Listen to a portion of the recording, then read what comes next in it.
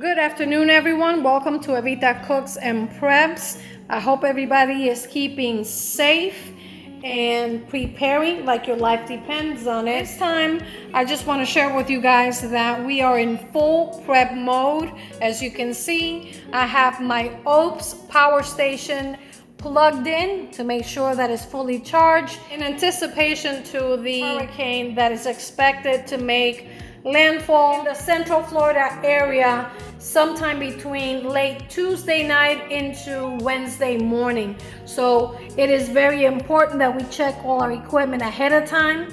And I'd like to take this opportunity to thank my friend AP, Rudy. Thank you so much for suggesting these power stations. I'm in love with mine and I can't wait to upgrade to the bigger one, so we'll see. And if you guys are not subscribed to the AP community, go ahead and check Rudy out. He is the Alaska prepper that we all turn to with great information, including information about how you can get these amazing OUPES power station, and I'll leave the link for his channel below the video so you can check it out. And if you haven't subscribed already to his channel, what are you waiting for? When you're a serious prepper, you know that the secret to surviving, or at least being able to withstand the severity of some of these storms, is to have everything you need ready to go. And I'm just showing you some of the things that we have done or picked up through the years, like these 5-gallon gas cans, and right below these 40-pound propane tanks that we've been picking up. Every time we see them available, we go ahead and order them because they do come in very handy. So in anticipation to the storm, this is what we've been doing. And we have some power cords and some knickknacks that we think we're going to need. Right over here on the top, we have this cooler. And normally I use it to keep things like fruit and vegetables easily accessible and cool, at least for the first few days of the storm. So if you haven't thought about picking up a couple of coolers to use in case of emergency, add that to your list and make sure you pick up a couple of them that you can use in case of emergency. We've already taken out a couple of tarps to keep them handy. Right below them we have our generator, and this is a dual power generator. Works with gas and propane. So we're definitely going to test the generator later on today once my husband is done installing the window panels, and I'm going to take you out back so you can see what those look like.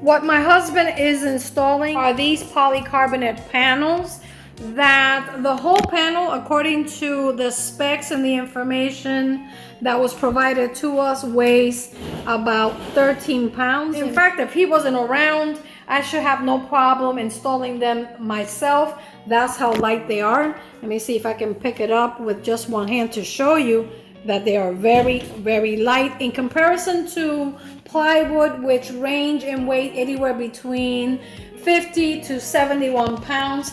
I think these are pretty light. And for that reason, when we were doing the research on these panels, we opted to invest on these panels to have them available in case of emergency. So right now they're all set. He has all the hardware attached to them. We were in the process of labeling them, but since the storm is coming a little sooner, we're just gonna let that go and worry about that later. Right now he's working on the back side of the house. He's installing those first to get ahead of the storm, and also because we're still waiting for the company to notify us when the rest of the panels are ready. Those particular panels are oversized panels for oversized windows that we've been waiting for quite some time. Apparently there is a supply chain issue, and I think we've been waiting a few months for that. In the meantime, since these are all the panels that we have, We're gonna go ahead and install them. For as long as we do our part, the rest is up to God, and that's all we can do. We are in the process of charging the power stations, testing out the generator, gas and propane tanks. And when it comes to our food prep, we know we are all set, and I'll give you guys a quick glimpse of what that looks like. I'm in the process of rearranging the food pantry, but I can show you some of the items that I've been stocking up over the past few years. Obviously, Keystone meats are a very big part of my pantry, and I have an assortment of beef, pork, turkey, and my husband's favorite, roast beef. So this is one of those things that you really can't go wrong stocking up on. I know that to some people this may look excessive, but when you have this much food security on hand that could last you several months, maybe even years, it should make you feel pretty good. So I don't know about you, but I'd rather have these cans on my shelf than my money in the bank. Right here is my recent Augustin Farms delivery. You really can't go wrong with stocking up on these products, especially these potato shreds that can last in your pantry, as you can see, for up to 25 years. This to me again is better than having a savings account. In light of the strike a week ago, I picked up a couple of bags of rice, and this is not my favorite rice, but at the time that's all they had available. So I went ahead and picked up two 20-pound bags and also some pinto beans, which are my family's favorite. Once I'm finished rearranging the pantry, maybe I'll bring you guys back so that you can take a quick tour. This room is not that big, so I don't have a lot of things in it, but I do keep a lot of the essentials in this particular room. The rest we have in a different designated area that we know we can get to easily. I also like to keep some canned beans just in case, beets, green beans, corned beef. Right at the top, maybe you can see it, I have some corn, tomato paste, more vegetables. These are peas, and of course I use an awful lot of canned tomatoes because I do make my own sauces from scratch. So this is something that I keep a good stock on. I don't use a lot of prepared meals. I do a lot of my meals from scratch, but every now and then for the boys, I like to keep some of these Campbell's creams just in case so we can make a quick meal. Can't call yourself a prepper if you don't have a good stock of Spam. And I do have Spam in different flavors. My husband's favorite is the maple. For me, it's the bacon. I absolutely love it.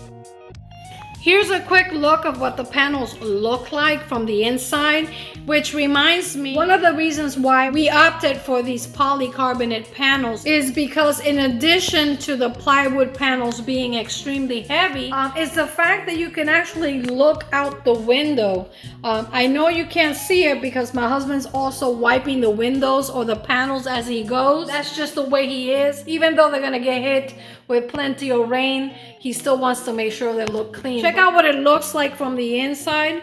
And even though it's not very clear, you can still look outside. This way you can monitor what's going on outside the house. So to me, that was a plus.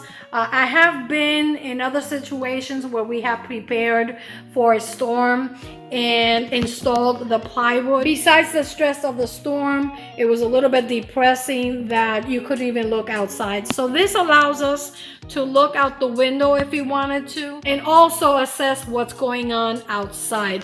For example, for us, it doesn't matter how weak or strong the hurricane is, we always lose some of our fencing. So that's the very first thing to go in every storm situation for us. It never fails, we lose a few panels. But other than that, we've been pretty lucky. And according to the Weather Channel, we should be taking this storm pretty seriously. So if you live in the Central Florida area, make sure you heed the warning. Prepare as much as you can. Stay safe, and most importantly, you guys, create a level of community with your neighbors. That's actually one of the very first things I did when I came home from church. I reached out to all my immediate neighbors, made sure we all had each other's phone numbers, and we remain in contact throughout the process. We also checked notes to see what we each have and what we need, and pretty much ran a check and balance of what we were going to do in case of a disaster. So that's also very important. For the bottom windows or the big windows, we had no choice but to use the clips. These are the last windows that we're doing because we had been waiting for quite some time for these panels to be available. Since we're a few hours before Hurricane Milton reaches us, there was no time to use the anchors that he used on all the other windows, like those right there. So the top windows, as you can see, have a special hardware. Unfortunately, these panels took too long to arrive, and there is just not enough time to anchor them with the special order hardware. Looks like he's done. We're gonna head inside so I can take care of our hand and get busy with other preparations ahead of the storm.